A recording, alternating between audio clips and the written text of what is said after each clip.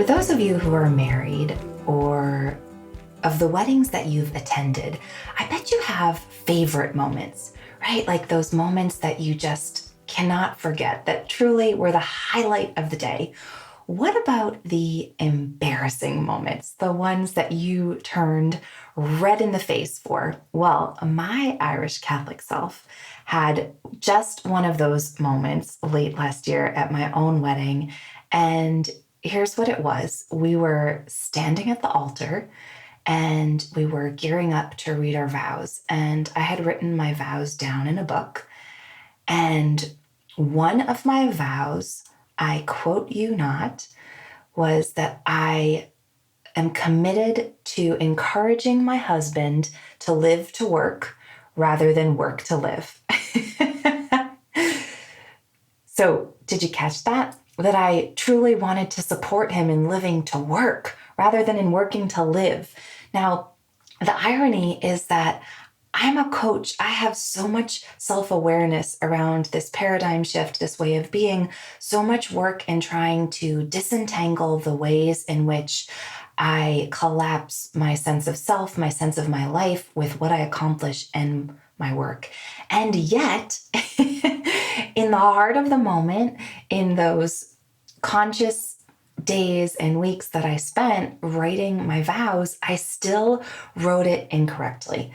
And in my experience, so many of us still live to work rather than live to work. I mean, how many have you have heard your friend say recently, gosh, I'm just so busy, as if they wear it as a badge of honor, as if it's something to celebrate and to choose over and over again. It's almost as if busy becomes a default and we can't embrace life if we're not busy. So this is something that I have become really passionate about researching and reading about. We've been reading about so many topics, so many books on these topics in my mastermind.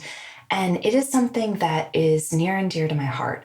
This concept of internalized capitalism is something that I have spent more and more time thinking about and just seeing the impact of in my own life.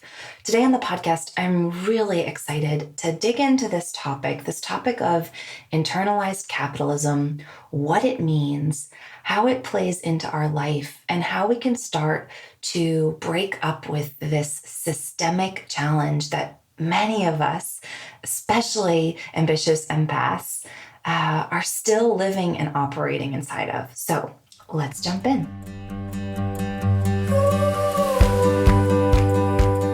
Hello and welcome to the Prosperous Empath Podcast, designed especially for empaths and highly sensitive entrepreneurs just like you who are committed to achieving holistic success.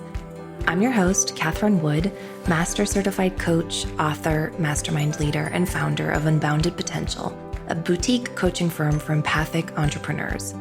I'm on a mission to bring empathy back into the world of business. Each episode will focus on achieving more by doing less through leveraging empath-friendly leadership practices, boundaries, rituals, and systems, all the while continuing to care deeply about ourselves, others, and the world around us. If you are committed to joyful living and running a conscious business, but amassing wealth while doing so, proving that you can have both in a society that tells you you can't, then you are in the right place. Join me here each week to find out how.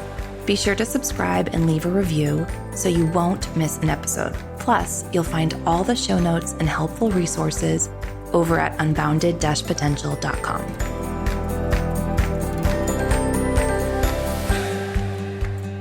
Internalized capitalism. So what the heck is this really? And how did it get formed? How did we come to live inside of this model and this way of being? And how the heck do we start to combat this and overcome this hugely systemic challenge? This is a topic that has become deeply important to me because I think it speaks to this challenge that I notice consistently with my ambitious clients, this experience of how do we slow down? What is enough? How do we disentangle our sense of self, our sense of value being collapsed with what we're able to produce, achieve, or create? So let's start with a definition. So what is it? Internalized capitalism is this idea that our self-worth is directly linked to our productivity. And this is according to Anders Hayden, a political science professor at Dalhousie University, hopefully I'm saying that correctly, in Nova Scotia, who is conducting research on the political and policy impacts on alternative measures of well-being and prosperity outside of GDP, as interviewed in USA Today. And he says, you can't feel value in yourself just for being alive, just for being a human being. You have to be a human doing to have any value. Oof, does that land for anyone else? I know it does for me. Now, this is certainly not a new concept to me or the ambitious empaths that I tend to work with. I mean, I'm an ontological coach after all. Ontology is the study of being, not doing. So I live for this stuff. And furthermore, personally speaking, I have a lifetime of dismantling the notion that my own workaholic tendencies are the most important qualities to be celebrated and lauded. And often, the only qualities I felt sufficiently acknowledged for growing up in a very busy household. This is a super normal experience and one so many of us have to come to peace with in adulthood through no fault of our caretakers. Internalized capitalism is, however, a concept I find myself reading so much more about this year and being drawn to books that talk about these concepts. I mean, we have been reading one book after the next about this concept of collapsing or of untangling, disentangling leisure, meaning that we're lazy. And I pulled up some of these books because I actually want to open them up and read and share some of these concepts with you that I have just been engrossed in over the past year. And we'll add all of the books in the show notes. And I highly recommend you pick up the books or listen to them on audiobook. These four that I'm going to share with you now are literally like filled with post-it notes, filled with earmarked pages. I haven't earmarked so many pages in books in years. So the first concept that I want to talk about is this concept of love as a verb. And this concept is talked about by Bell Hooks in her book, All About Love. And here's what she says. She says that love is a combination of care, commitment, knowledge, responsibility, trust, and respect. Living simply makes loving simple. To love well is the task in all meaningful relationships, not just in romantic bonds. Knowing how to be solitary is central to the art of loving. I think that is so powerful. The idea that when we live simply, we have more space, we have more access to love, to be content, to feel loved in our relationship.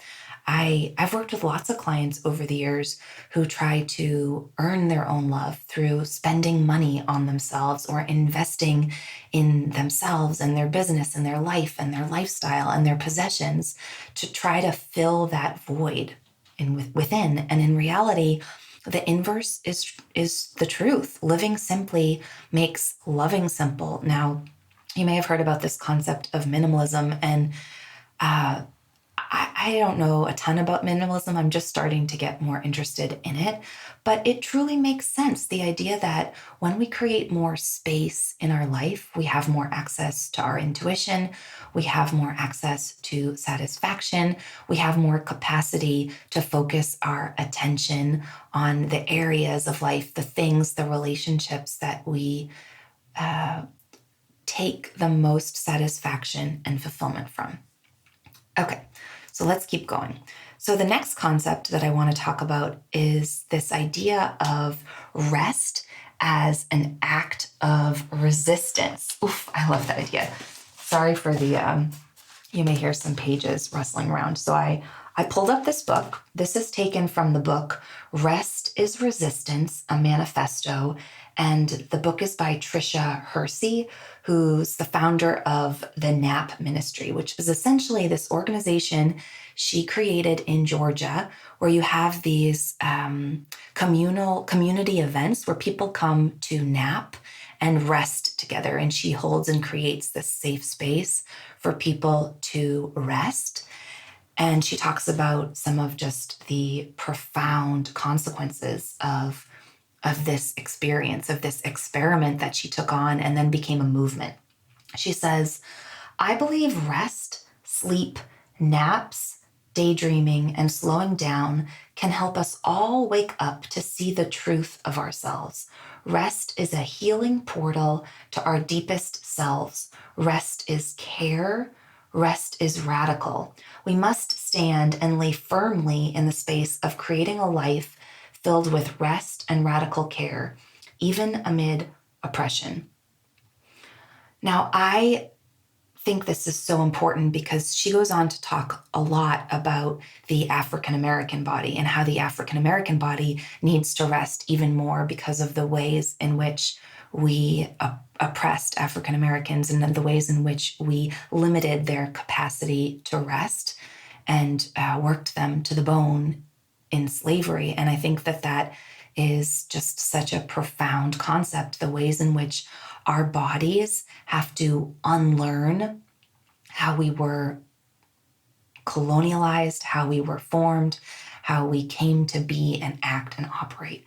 It's just so powerful. She goes on to say that grind culture, furthermore, has made us all human machines, willing and ready to donate our lives to a capitalist system that thrives by placing profits over people. The Rest is Resistance movement is a connection and a path back to our true nature.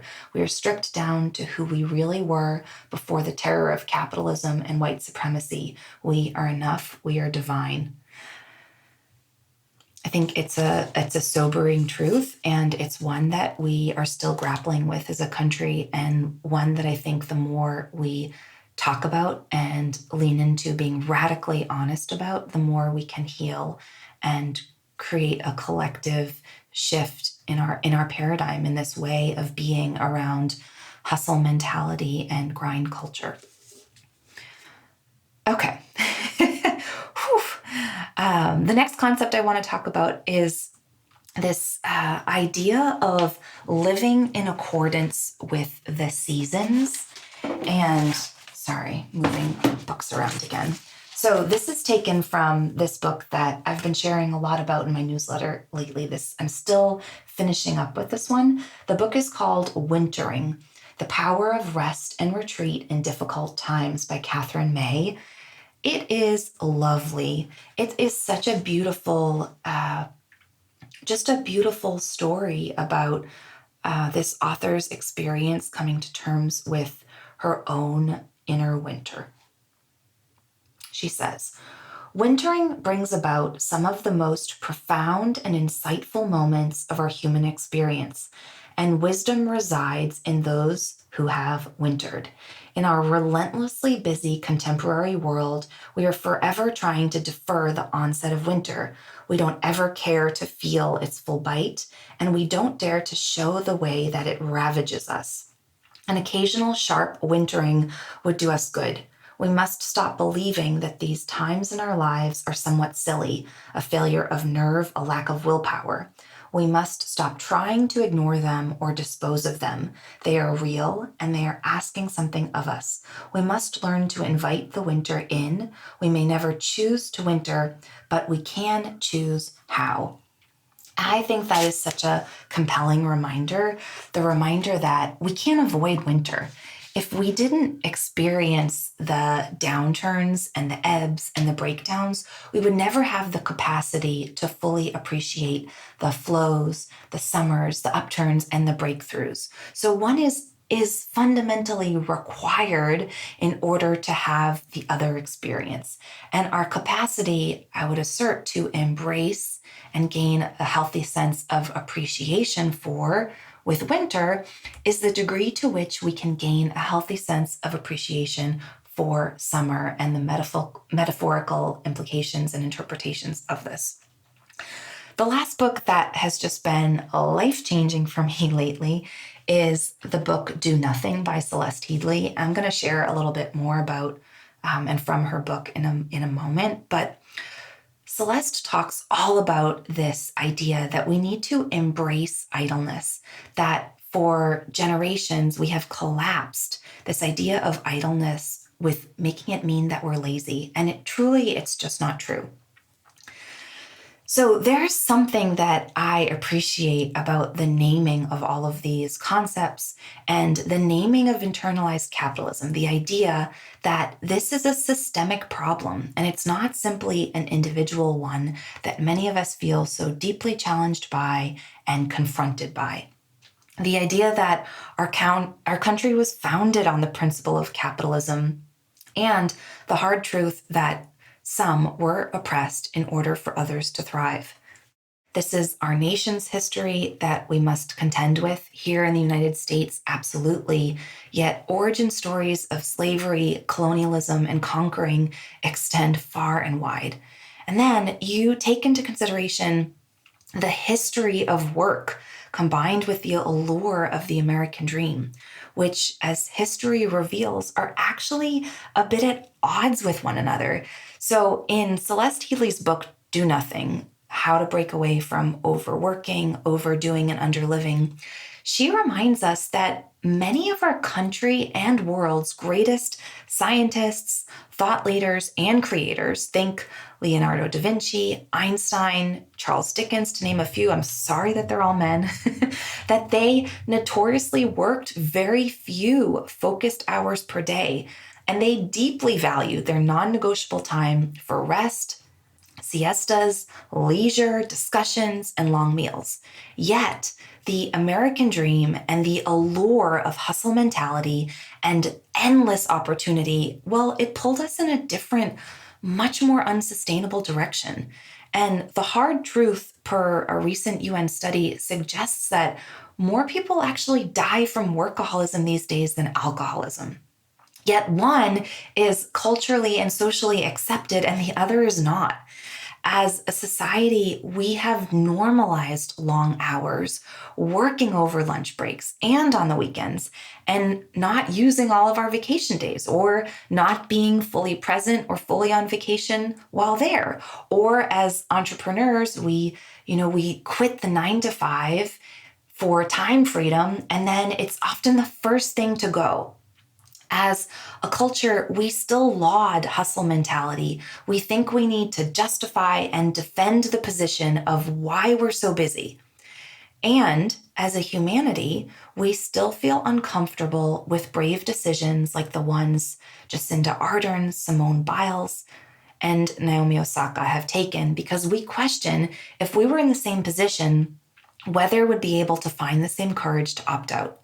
This does not have to be our truth or reality. These are the travails of internalized capitalism. So what can we do about it, you might ask? Well, here are 4 places to start. These are ones that have made a big difference for me and for many of my clients. And first of all, I'll just jump in, pick up one of these books today to start to understand and normalize more of these concepts for yourself and how you experience them in your life, in your family life, in your body. Because truly, self-awareness is access to change. What we are not aware of, we cannot start to consciously change. Okay, so the first place that I would invite you to look is to contend with our origin story. I feel it's incredibly healthy and important to normalize that this is not a you problem. This is an us problem. I am so often, the first to look through the lens of personal responsibility and self-agency. What can I do? How can I correct this? What can I shift? What can I practice? However, I have realized for myself that there's a lot of grace and self-permission accessible when I can acknowledge that it is not only my fault that I struggle with this, and that I am not the only one who experiences this. when I can remind myself that the worth of an individual, the worth of me or others, being tied to our level of productivity or how much we can produce, achieve, and create is a function of the world that I grew up in as much as it is a mindset to let go of. Similarly, as much as this is a systemic problem, we also get to pave the way for a collective and conscious awakening. Let's celebrate the everyday Jacindas, Simones, and Naomis in our lives. Let's celebrate our successes and invite others to celebrate theirs, not just announce them and head back to the drawing board and the rat race. Rather, let's allow ourselves to feel the significance of our efforts, big and small, and to embody feeling proud of ourselves and reward ourselves for what there is to reward and celebrate and acknowledge ourselves for. In this way, we can support one another in allowing ourselves to be enough rather than this endless invitation to get back to the rat race. Number 2, let's embrace rituals. I find deep enjoyment in ritual, from walking the dogs to enjoying my morning glass of warm lemon water, to delighting in my morning reading time, journaling, yoga, and meditation, to fully appreciating Mother Earth and her contrasting weather extremes from summer to winter and everything in between. This has made a life-changing difference for me. The gift of being fully present and finding balance is well worth the challenge of finding your way in our dopamine nation. Another great read, by the way. Internalized capitalism is a sneaky bugaboo. The joy and satisfaction of meeting a hard-won goal or overcoming a significant obstacle, those are real. But when the goal or the obstacle is what we fixate on and derive our sense of self and enjoyment from, we are robbing ourselves of the experience of true contentment in the present moment. When we focus on the gift of ritual in our lives, on the gift of being here now, we allow ourselves to gain more joy and satisfaction in this moment, hence pulling ourselves out of the delayed gratification game caused by this unsustainable dynamic. Number 3, let's normalize leisure. Let's prioritize idleness as much as we laud deadlines. Let's share about being leisurely as much as we laud being busy. Let's start rewriting the language we use to describe and affirm our experience of everyday life. Let's read books like the ones I have been mentioning and the ones clamoring at you from your nightstand that welcome in a new way of living and a new way of being. What if you started by embracing not being busy? What if you allowed yourself to be idle? What if you practice being fully present in the morning, in the evening, on vacation, and every moment in between? Truly, what if? And number 4, consider finding like-minded conscious creators. Surround yourself with conscious creators who are on a similar journey of building a life and a business that supports their life and their desired lifestyle. Transformative change, well, it's hard for any of us, but surrounding yourself with others who share similar values and a similar commitment makes an invaluable difference. We are opening the doors to our Unbounded Mastermind again in March. If you're ready to think bigger, to take on some of this work and collective business and change, and welcome an upgraded mindset to become the architect of your dreams, consider joining us. Unbounded is all about a high vibe network who's committed to creating aligned partnerships, business collaborations, and lifelong friends. We are committed to doing this work together and stepping into a higher consciousness that magnetizes clients and opportunities and aligned and embodied ways of growing our businesses, that support our lifestyles. If any of this sounds of interest to you, or if you are ready to make a lasting change in your life, it would be such an honor to speak with you and to discover whether Unbounded or working one-on-one with one of the coaches on our team is a fit for you. Thank you so much for joining me today. We will include all the show notes, all the books, and the links today in the episode, and see you next time. Thank you so much for listening today to this episode of the Prosperous Empath Podcast with me, Catherine Wood. Make sure you subscribe and leave a review so you don't miss an episode, and so more empaths just like you and me can find the show. As a thank you, each month, one lucky reviewer will receive a 60-minute coaching session with a member of our Unbounded Potential team. You can find all the show notes and bonus resources over at unbounded-potential.com. Thank you so much for listening and locking arms with me to bring empathy and prosperity back into the world of business.